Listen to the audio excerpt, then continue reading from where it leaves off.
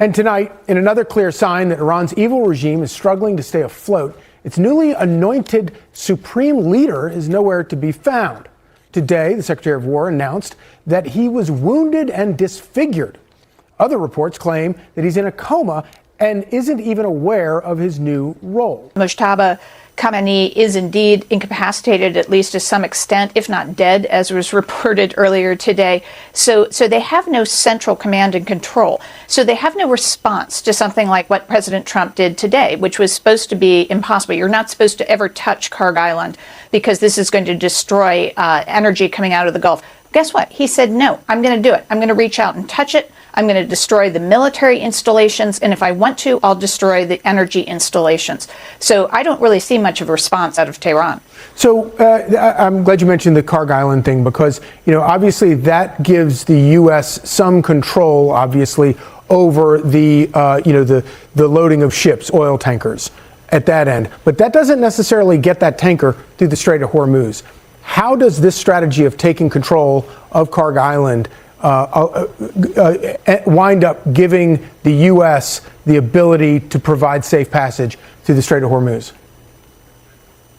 Well, it's a multi-pronged strategy, Charlie, because what we also have is we have what's called the Petroline pipeline between Abqaiq and Yanbu. That's across the Saudi Arabian peninsula. You can run up to 5 million barrels a day across that. And what we're seeing is all the tankers are going into the Red Sea, which suggests that the Houthi have stood down. And we're going to start to move a whole lot of energy through that pipeline. And there's a corresponding natural gas pipeline with it as well.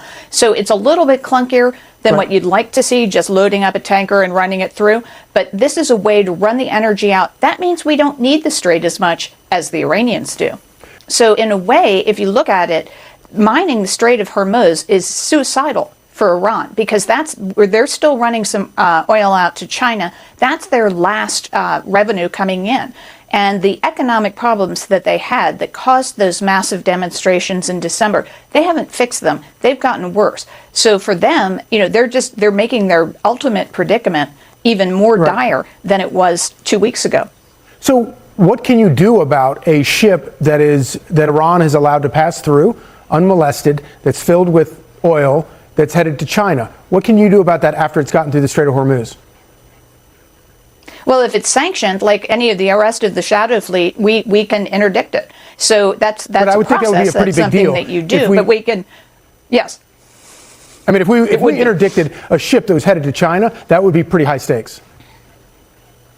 Well, we've done some others. We've done some in the Indian Sea, so it's not unprecedented, and it's perfectly legal. So we'll see what happens.